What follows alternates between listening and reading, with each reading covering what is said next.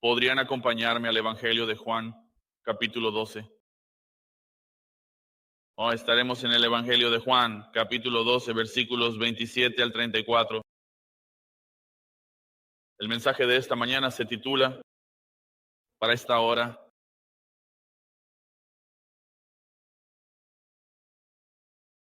versículo 27.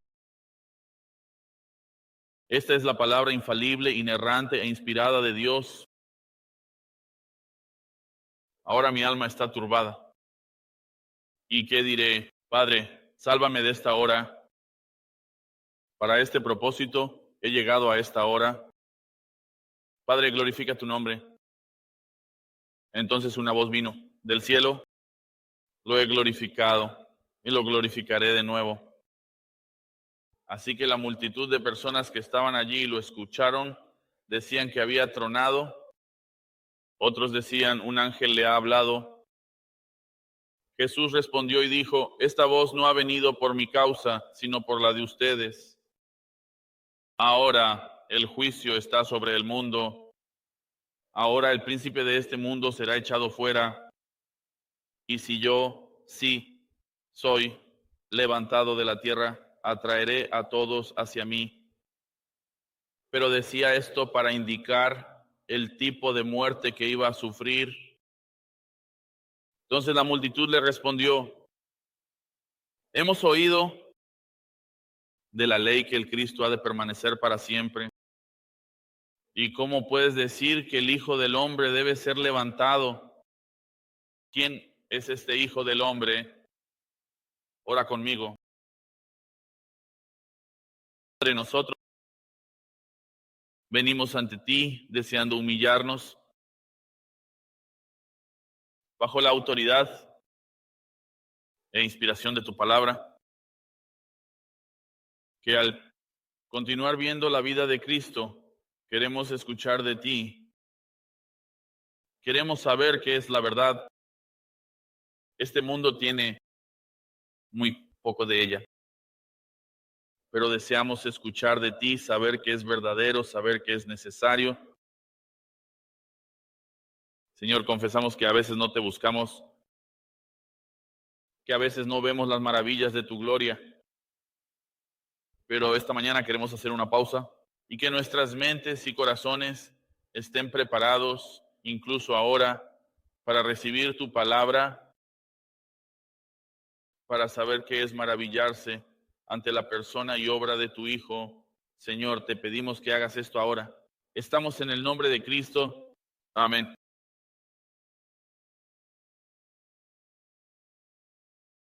En nuestro texto mañana tenemos esta conversación continua. Jesús había comenzado a hablar con algunos temerosos de Dios, griegos que habían venido a adorar durante la Pascua. Si recuerdan, la semana pasada miramos a Felipe en el versículo 21, cuando estos griegos se acercan a él y le piden, le hacen una solicitud. Dicen, Señor, deseamos ver a Jesús. En este monólogo con estos gentiles, les explicará su muerte inminente, su gloria venidera. Desde una cruz espantosa. Esta conversación es fenomenal. La expiación de la cruz explicada de primera mano en la imagen verbal que Jesús nos da en el versículo 24. En verdad os digo, dice, si el grano de trigo no cae en la tierra y muere, queda solo. Pero si muere, lleva mucho fruto. El Hijo de Dios, Hijo del Hombre, dará, o nos ha dado una metáfora aquí, de caer a la tierra, de morir, para que Él pueda levantar a muchos a la vida, el fruto de su obra, que ellos encuentran camino estrecho y verían el valor del Hijo de Dios y felizmente perderían sus vidas a cambio de la suya. Esto es lo que dice en el versículo 25. Dice, el que ama su vida la perderá y el que odia su vida y este mundo la conservará para vida eterna. El llamado del Evangelio de Jesús es un llamado a vivir. Él lo dice, el que odia su vida en este mundo la conservará para vida eterna. Él les está diciendo a estos gentiles y a ti y a mí el costo del discipulado. Jesús juega para siempre. En Lucas 9:62 Jesús dice algo tan profundo que a veces al mundo le resulta difícil comprender que las palabras de Jesús tienen tanto peso. Pero en Lucas 9:62 él dice, nadie que pone su mano en el arado y mira hacia atrás es apto para el reino de Dios. Creo que mucho de lo que se predica hoy es contrario a eso. Cristo mismo, cuando habló a sus discípulos, cuando habló a estos gentiles, cuando habló a los judíos, cuando habló a sus enemigos, Él no necesariamente hizo las cosas fáciles. Él no dijo, bueno, ¿sabes qué? Esto va a ser simple. Hoy predicamos un evangelio de creencia fácil. Ven a Cristo tal como eres y quédate, tal como viniste. Pero ese no es el evangelio que Jesús está predicando. Muchos quieren las promesas del reino, quieren la paz, el amor, el perdón, la promesa del cielo, pero no quieren el trabajo del reino. No quieren el trabajo transformador, no quieren eso. Y no estoy diciendo que alguien entrará al cielo por sus obras, ni siquiera por su propia fe, pero es este llamado a la fe no es una obra, ¿entiendes eso? Es un llamado a rendirse, a rendir tu vida, a rendir tu pecado, tus propios deseos, por su vida y por su justicia. Porque si te presentas ante Dios por tu cuenta, deberías temer.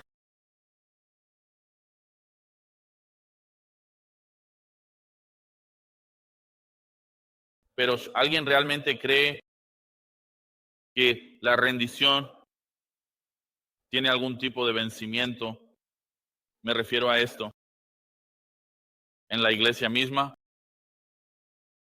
Jesús mismo nos dijo, y entendemos que lo que se nos da es vida eterna. Pero hablamos de cosas de santidad, de a qué estamos llamados. Como creyente, a medida que el Espíritu Santo reside en ti y cambia tu vida a través de la santificación, tendemos a olvidar y pensamos que eso tiene algún tipo de vencimiento, que Dios dice, bueno, ya sabes, como dije antes, que vienes tal como eres y te quedas tal como viniste. Pero no, esta vida que Él da es eterna. Por lo tanto, la vida que se refleja de una vida que ha sido dada, que es eterna, continúa ese proceso directamente hacia el cielo,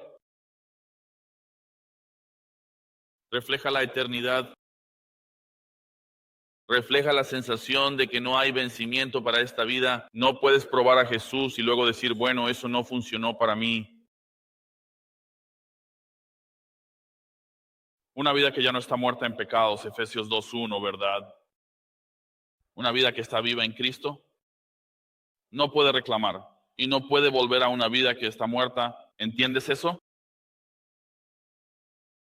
Entonces, cuando Jesús está hablando con estos griegos, y ahora es un poco de una multitud mixta. Diría que probablemente hay judíos y obviamente los gentiles, los griegos están allí, sus propios discípulos están allí, y él les está diciendo estas verdades, y nosotros como creyentes podemos hacer una pausa y decir, podríamos mirar esto y pensar más sobriamente sobre estas cosas y entenderlas más profundamente. Incluso cuando los discípulos escucharon estas cosas, no las entendieron completamente. Pero ese no es el caso para nosotros. Podemos entender estas cosas en su profundidad.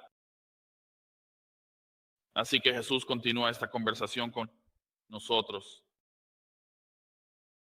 dirigiendo nuestros pensamientos hacia la cruz una vez más. El viernes se acerca. Viernes Santo se acerca. En nuestros pasajes aquí es un tren de carga que no tiene frenos. La cruz está adelante. Y Él nos está diciendo, piensen sobriamente sobre estas cosas. Quedan pocos días. Presten atención a las palabras de Cristo. Y lo que vamos a obtener en los próximos versículos, e incluso en las próximas semanas, es la teología y la doctrina de su muerte. Cambia de marcha y lo notarás. Porque Jesús, estaban hablando así, pero no hablando así. Si eso tiene sentido, las palabras que usa ahora van a ser diferentes de las palabras que ha estado usando durante los últimos 3 años y medio en la línea de tiempo del Evangelio de Juan. Va a comenzar a contarnos la teología y la doctrina de la expiación.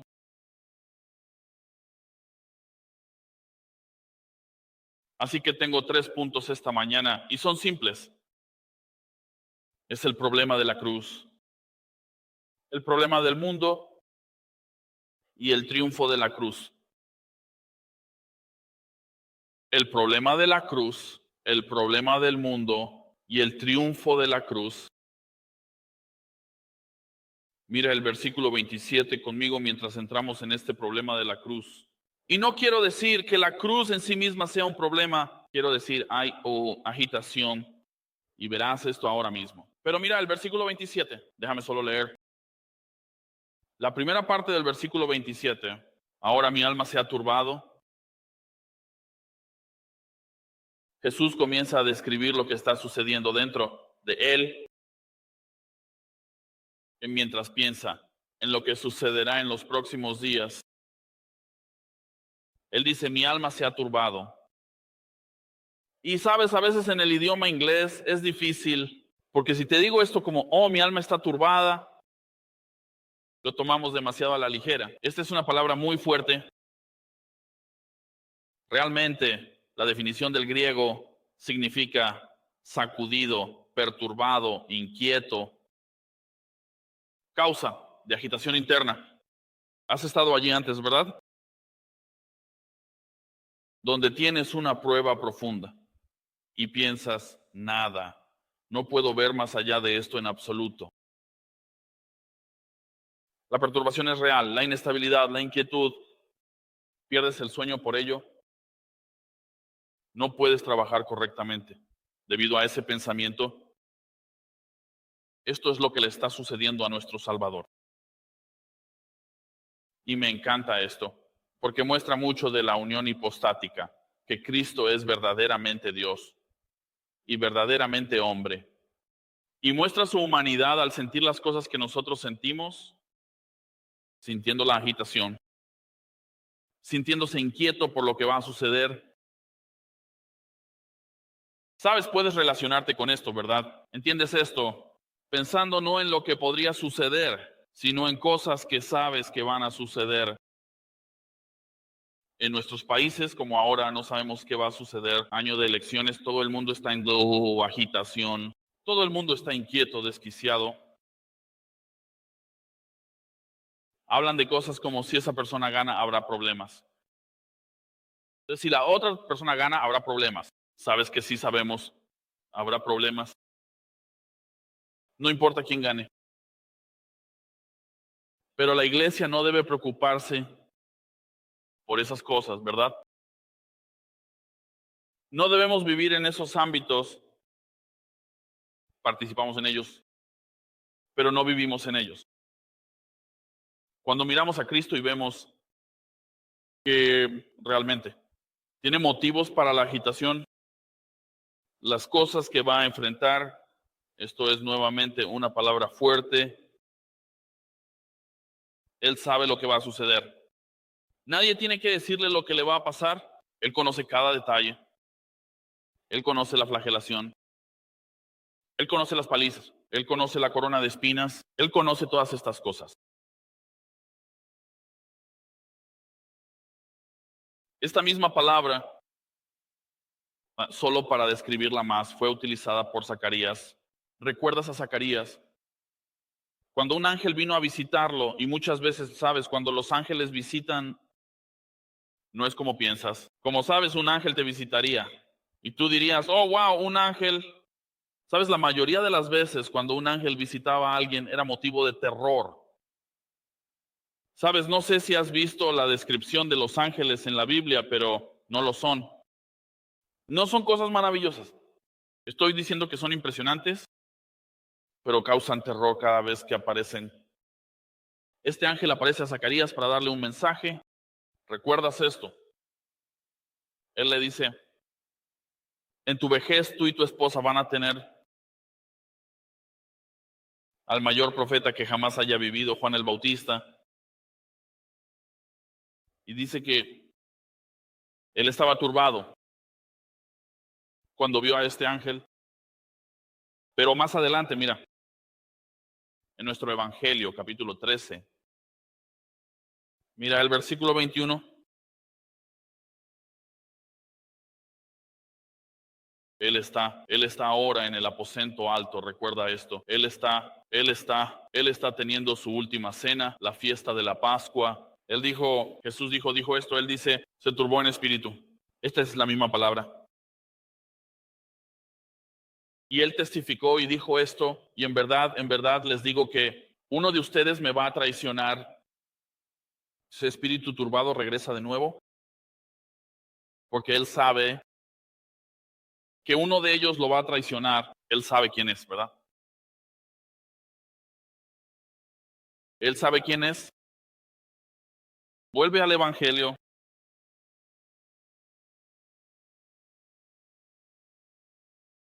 ¿Sabes? Algunas personas dicen, bueno, ¿por qué tiene agitación? Es por las cosas que te dije antes.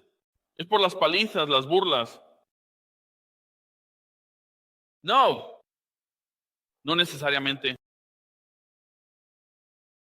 No se acerca al verdadero tumulto, al verdadero problema que está a punto de sucederle a Cristo. Él dice esto, ve a Lucas 22. Ve a Lucas 22 para que puedas ver esto por ti mismo.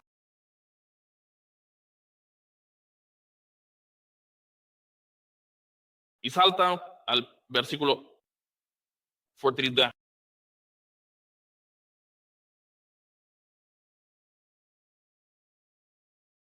¿Recuerda esto? Está en el jardín de Getsemaní. Esta es la noche en que definitivamente será traicionado. Y le dice a su padre, comienza a orar. Padre, si estás dispuesto, aparta de mí esta copa. ¿De qué está hablando? ¿De qué copa está hablando? Bueno, cuando el Antiguo Testamento habla de una copa, son diferentes escenarios, diferentes contextos, pero el contexto principal al que Cristo no solo está aludiendo, sino del que definitivamente está hablando, es la copa de la ira de Dios.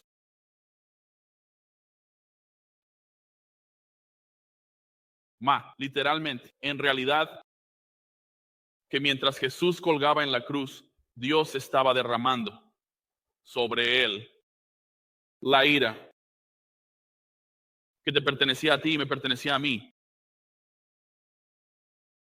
¿Sabes? Esos son los momentos en los que piensas que mi copa rebosa. Déjame decirte algo. Él lo condenó para que tu copa de paz y alegría rebosara. Pero en ese momento, la copa que rebosaba en la vida de Cristo era la ira de Dios. Y Él está en este jardín y está orando, quita esta copa. Mira el versículo 44 un poco. Después de esto en Lucas 22, Él dice esto.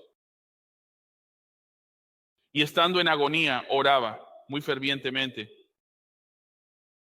Y su sudor se convirtió como gotas de sangre cayendo sobre el suelo. ¿Has sentido angustia? Puedo decirte ahora mismo que no lo has sentido. Sé que no lo has sentido. Este es el sufrimiento que Cristo está soportando. Este es el sufrimiento de la cruz. Y Él lo hará. Y lo hizo. Me encanta esto. Regresa al Evangelio de Juan. Tenemos dentro de esto, estos pensamientos más grandiosos, la teología de lo que llamamos la obediencia pasiva.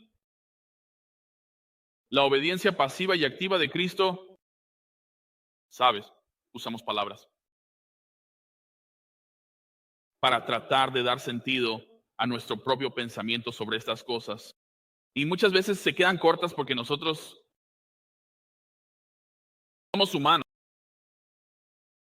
somos humanos e intentamos explicar cosas que están más allá de nosotros con nuestro lenguaje, que para Dios sería como hablar de bebé, ¿verdad?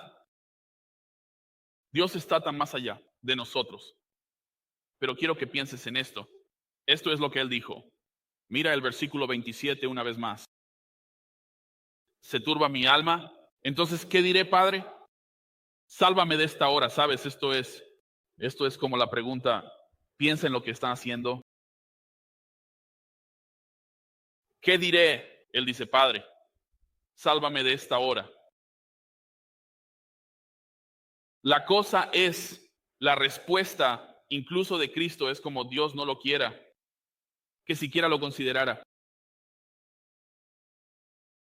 Él no dice eso. Dice, pero para este propósito vine a esta hora, tú, por esto vine. Entonces, ¿qué diré? Sabes, vemos eso en Lucas 22, ¿verdad? Que pase de mí esta copa. Y luego dice, ¿qué? Sin embargo, no se haga mi voluntad, sino la tuya. La obediencia pasiva de Cristo que Él diría, sé lo que va a suceder. Sé en mí, humanidad, el sufrimiento que voy a padecer. Así que cuando hablamos de la obediencia pasiva y activa de Jesús, puede parecer que Jesús tiene dos voluntades, pero no es así.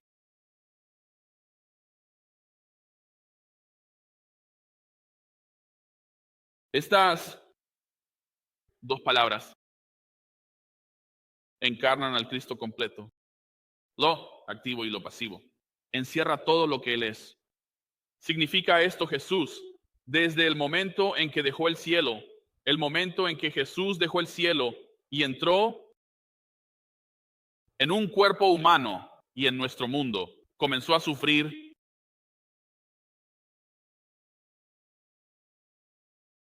se sometió a esa aflicción cada día de su vida, dejando su propia gloria en el cielo para venir aquí a sufrir, a ser humillado.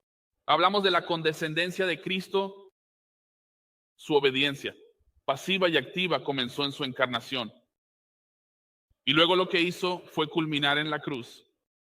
El pináculo de este sufrimiento y esta humillación fue la cruz misma. En su obediencia activa, cumplió todas las partes de la ley moral, nunca actuando fuera de la obediencia al Padre, nunca ni una sola vez.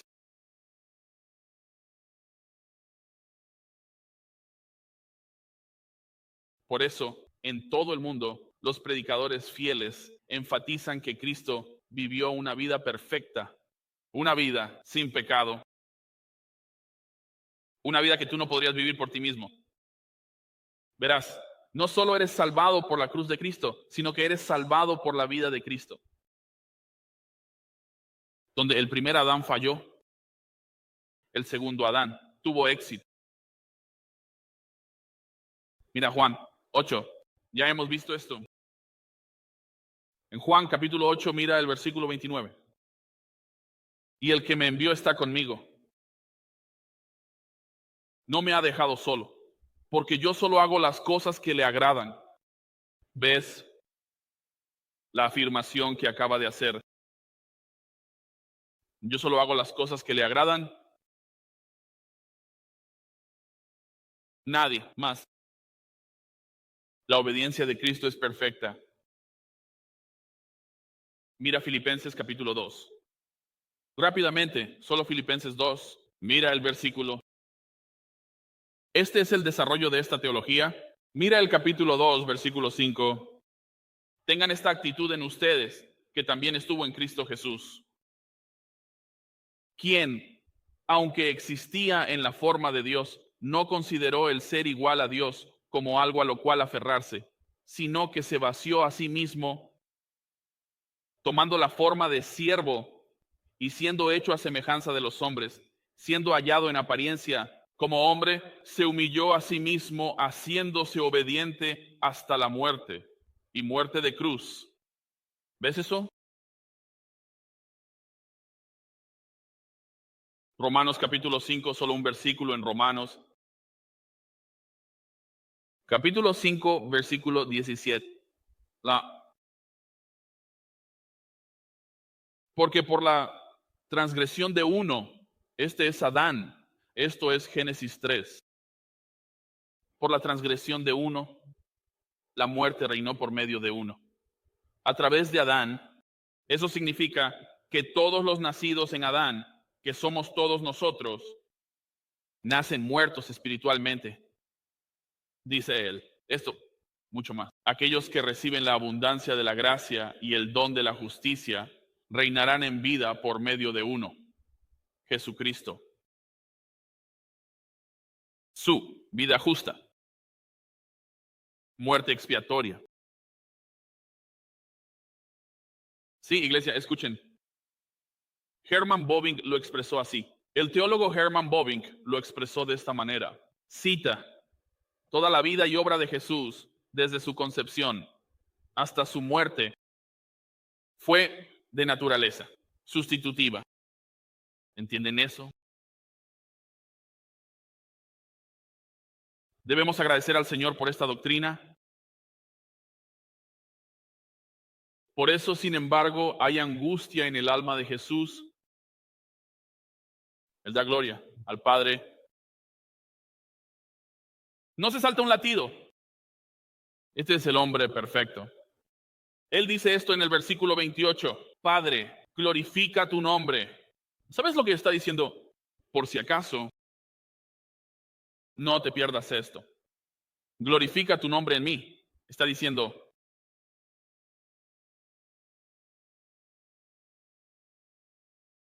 esto es lo que Jesús ha estado haciendo desde el comienzo de su ministerio.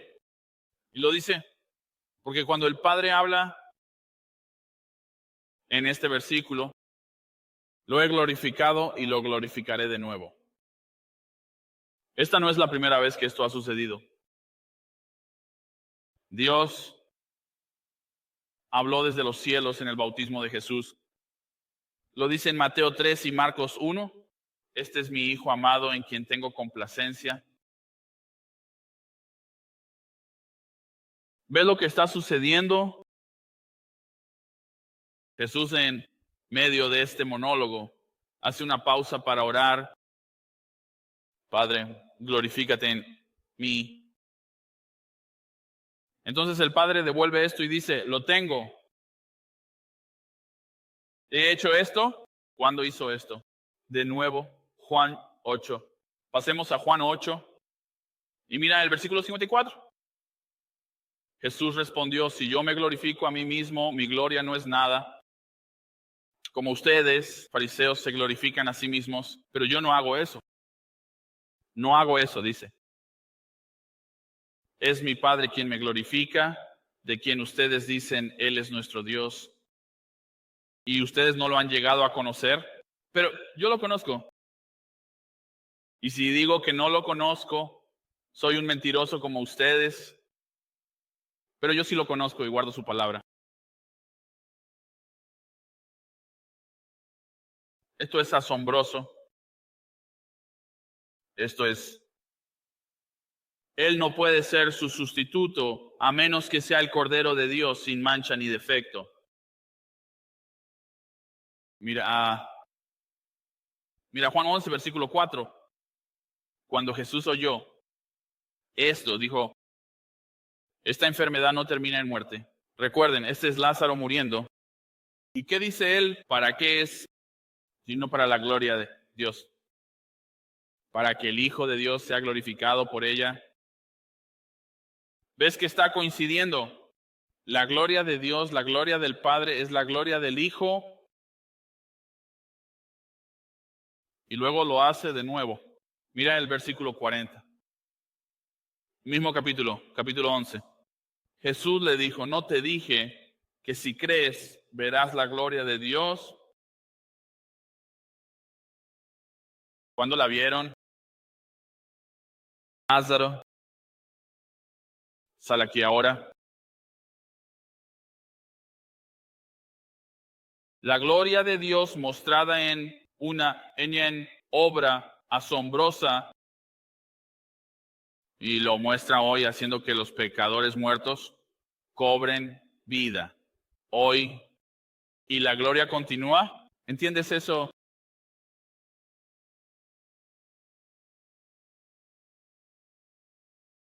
Lo está haciendo hoy y lo hará una y otra vez. Entonces, ¿cuál es el problema del mundo? El problema del mundo, vemos todo esto. Cosas asombrosas, quiero decir, tales verdades gloriosas de Cristo. Pero luego Jesús hace una transición, primero en oración para casi calmar su propia alma.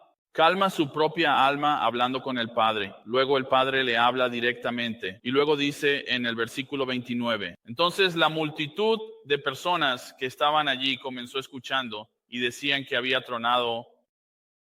Otros decían que un ángel le había hablado.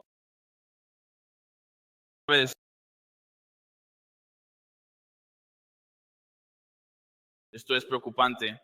¿Entiendes lo que está pasando? No sé si entiendes lo que está pasando, pero escuchan una voz. Escuchan la voz de Dios. Están tan confundidos sobre qué es esto y no están tratando de explicarlo. El primer grupo que dice que es un trueno, absolutamente equivocado. El segundo grupo se acercó un poco más al decir, bueno, es un ángel, estás un poco más cerca, pero no estás allí. Y están tratando de calcular por sí mismos qué está sucediendo aquí, pero no pueden hacerlo. ¿Sabes? ¿Ves esto en Juan 10? Mira el versículo 27. Porque no está lejos de lo que entendemos. ¿Por qué no pueden escuchar esto? Bueno, Jesús dice en Juan 10, 27, mis ovejas oyen mi voz. Y yo las conozco y me siguen. Mis ovejas oyen mi voz. No lo escuchas porque no quieres escucharlo. Y no lo escuchas porque no le perteneces. ¿No ves quién es Cristo? Así que no tiene ningún valor para ti. Mira esto. Esto es profundo, pero mira Romanos 8. Y es un versículo, es incluso solo una parte de un versículo que estaba leyendo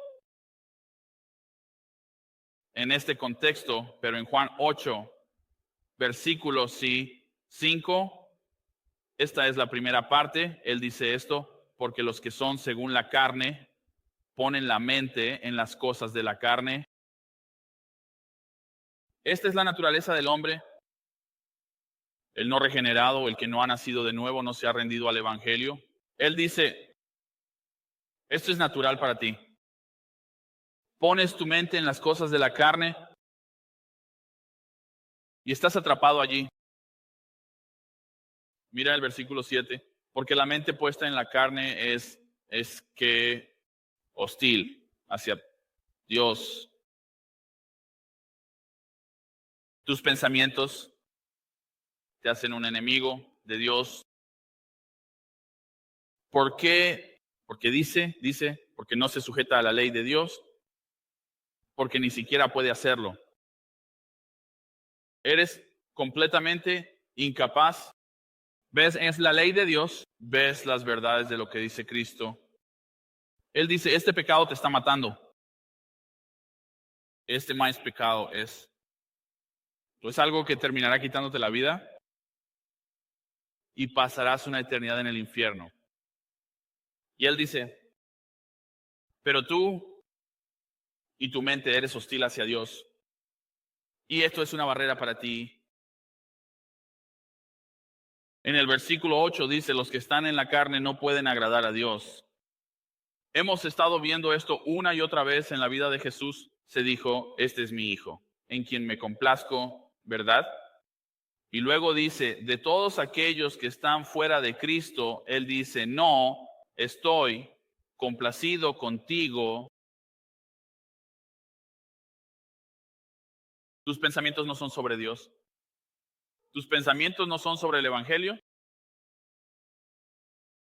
¿Sabes? Lo ves en Corintios 2. Leeré esto rápidamente, capítulo 2, versículo 14. Pero el hombre natural no acepta las cosas del Espíritu de Dios, porque para él son necedad, y no puede entenderlas porque se disciernen espiritualmente. No tienes el Espíritu de Dios, así que no entiendes estas cosas. Tampoco quieres entender estas cosas. Así que vuelve al Evangelio y ve que estas personas están calculando mal en el versículo 30. Jesús les respondió y dijo, esta voz no ha venido por mi causa, sino por la vuestra. Esto no es para mí como si necesitara algún tipo de validación. No la necesito. Esto es para ustedes. Pero no escucharán. Y el ambiente cambia, ¿verdad? Versículo 31. Ahora el juicio está sobre el mundo. Ahora el príncipe de este mundo será echado fuera. El juicio ha caído sobre este mundo. Vemos esto, mira en el capítulo 3 de Juan,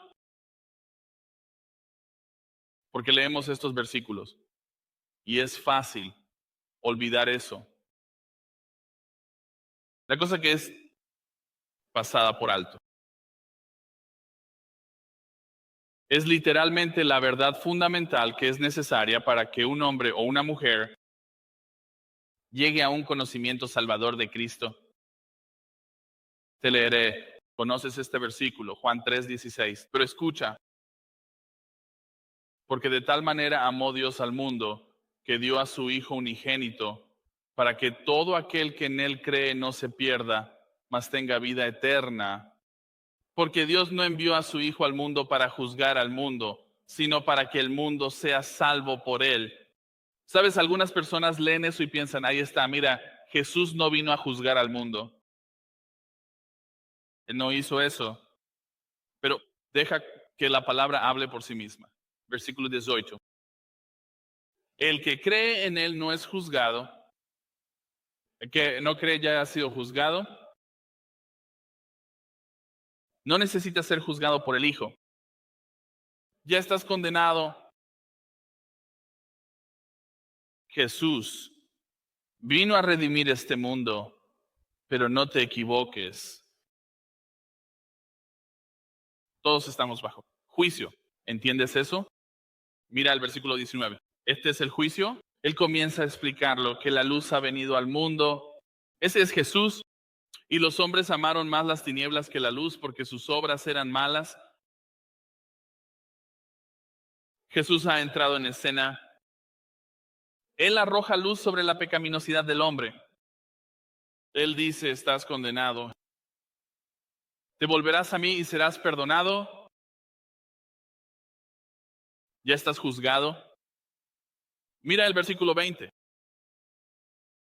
Porque todo el que hace lo malo odia la luz y no viene a la luz por temor a que sus obras sean expuestas. Sí, honesto. Si te sientas frente a mí aquí, no has venido a Cristo, sé honesto contigo mismo. Ten un momento de sobriedad justo ahora. Justo ahora no vendrás a Cristo porque amas tu pecado. Y luego, por favor, te lo ruego, da el siguiente paso. ¿La paga del pecado es muerte? Jesús no está ahí tratando de exponer nada más. Es solo que cuando Él vino, aparentemente y no aparentemente, en toda la realidad real, la verdad es que cuando Jesús entró en escena, todo el infierno se desató. Ahora, Él mira las vidas de los hombres, de ti y de mí, y dice, estás en la oscuridad, ¿puedes verlo? Estás en esclavitud, ¿puedes verlo? ¿Sabes? La salvación es mucho más, no solo un problema de pecado, sino que es un problema de adoración. Adoras al yo, te amas a ti mismo y no amas a Dios. Por esta razón, Cristo vino, dice, para crear adoradores, ¿verdad? Así que, hay problemas reales en este mundo. En esta misma oleada de emoción en la cruz, hay juicio sobre el mundo porque el pecado lo hace necesario. ¿Sabes? Está esa pregunta. ¿Qué es lo que contribuiste a tu salvación? Y el pecado que lo hizo necesario. Y en este mismo lado hay juicio sobre el mundo. La cruz es un juicio. La cruz está mostrando al mundo. Por esto vino, murió. Es algo hermoso, pero es algo grotesco y feo. Que un hombre muriera, que Dios, un hombre, muriera por pecadores como tú y yo. Y lo mismo en el juicio. Y el otro lado de esto es el perdón y la redención. Pecado, pero también gloria. ¿No es así? La gloria de Jesús va a venir de una cruz. Aunque todo el mundo está bajo el juicio de esta cruz, se abrirá un camino de salvación. Versículo 31. La segunda mitad, solo para explicar esto rápidamente, dice, ahora el príncipe de este mundo será echado fuera. ¿Qué significa esto? Sabes, las obras de la carne son evidentes. Y vuelvo una vez más al capítulo 8 de Juan, dice, versículo 44, vosotros sois de vuestro padre, el diablo, dice, porque el príncipe de este mundo es el diablo. El versículo 44 de Juan 8 dice, vuestro padre es el diablo y queréis hacer las obras de vuestro padre. Él fue un asesino desde el principio y no permanece en la verdad porque la verdad no está en él. Siempre que habla, es una mentira. Todo lo que dice es una mentira y habla de su propia naturaleza. Porque es un mentiroso y el padre de la mentira. ¿Puedes dejar de creerle, por favor? Si no has venido a Cristo, puedes por un momento empezar a pensar para ti mismo, Él es un mentiroso, me ha estado mintiendo durante mucho tiempo. Y luego yo me miento a mí mismo. Pero la verdad está en Cristo. ¿Está en Cristo?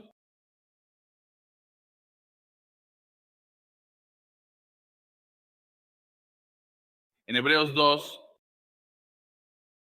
puedes ir allí si quieres. Hebreos por 2. Habla sobre lo que Jesús logró. Me encanta esto porque hablo mucho de esto en los funerales, pero dice esto en el versículo 14. Dice, por lo tanto, ya que los hijos comparten carne y sangre, eso somos nosotros. Él mismo también participó de lo mismo. Eso es Jesús. Él dice, pero que a través de la muerte pudiera dejar sin poder a aquel que tenía el poder de la muerte. Ese es el diablo. Sabes, si te sientas frente a mí aquí y tienes miedo a la muerte y no has venido a Cristo, deberías tener miedo. 2 Corintios 5. Creo que el versículo 5, no me citen.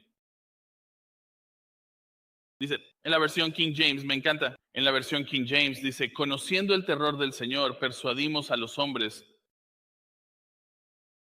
Y la NASE dice, yo sé, temor del Señor, convencemos a hombres. ¿Sabes? Hay algo que decir si te sientas aquí, de nuevo, si te sientas aquí frente a mí, temes a la muerte. Es porque no conoces a Cristo. No conoces tu propio fin y estás bajo el poder del maligno. Él te tiene cautivo y tú temes el día en que mueras. Pero hay uno que murió para quitar ese poder y lo hizo. Porque en el momento en la cruz aplastó la cabeza de la serpiente. El Mesías prometido desde Génesis 3, él aplastó la cabeza de Satanás. Satanás está derrotado. ¿Entiendes esto? Satanás es un perro sin dientes. ¿De acuerdo? Causa estragos, no sin duda, en el mundo. Entiendo eso. Pero entre nosotros, ¿entiendes que eres intocable?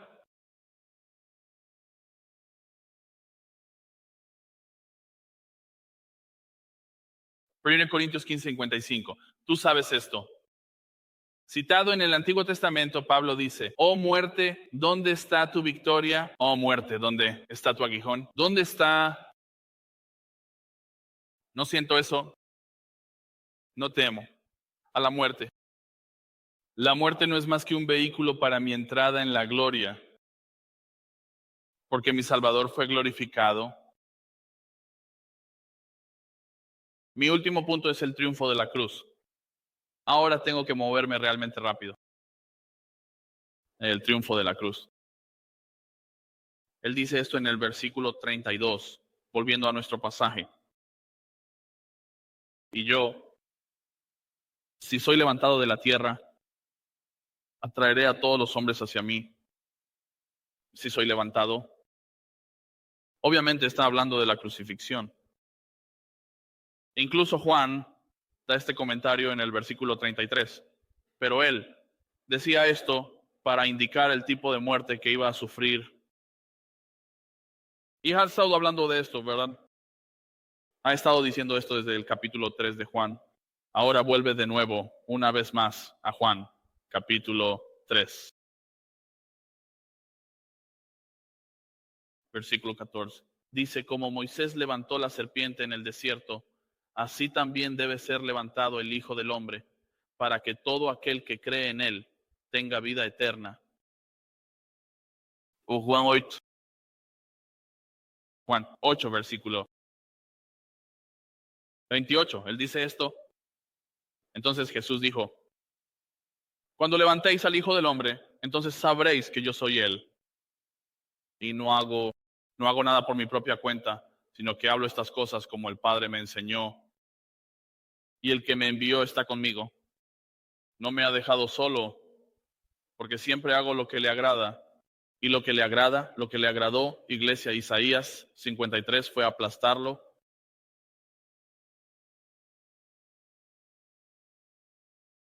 Él dice esto, él dice que atraerá a todos los hombres hacia sí mismo. ¿Qué significa esto? Bueno, ya sabes, lo que no significa es que todos los hombres serán salvados. No significa eso, porque hay personas en el infierno ahora mismo. Significa todo tipo de personas, de toda tribu y lengua. Recuerda, él está hablando a estos gentiles y a los judíos y a sus propios discípulos. Hay una multitud mixta de nuevo. Él comienza a hablar sobre el triunfo de la obra de la cruz. Y uno de esos triunfos es que Él reunirá desde todos los confines de la tierra, los electos. Su problema para triunfar, el juicio del mundo sobre la vida de Cristo se dio la vuelta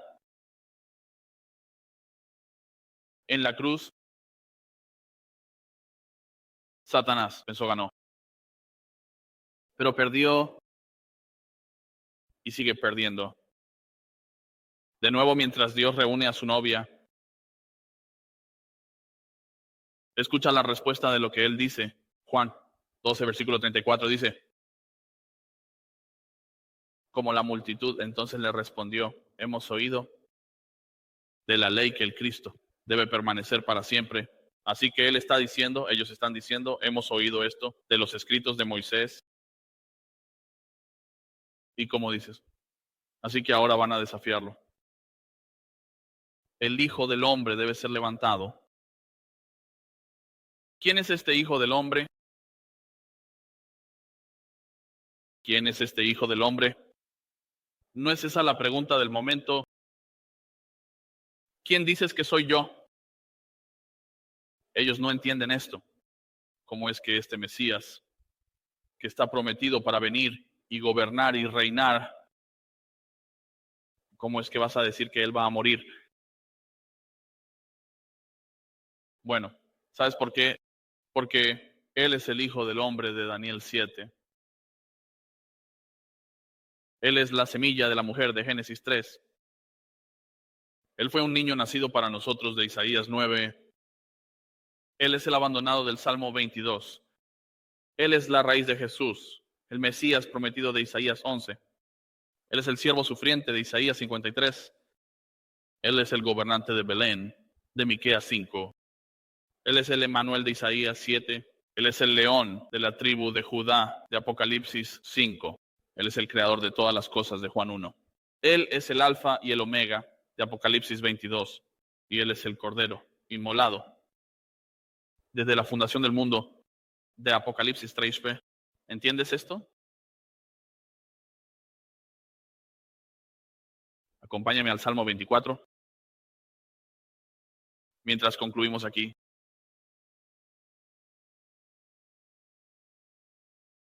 Salmo 24.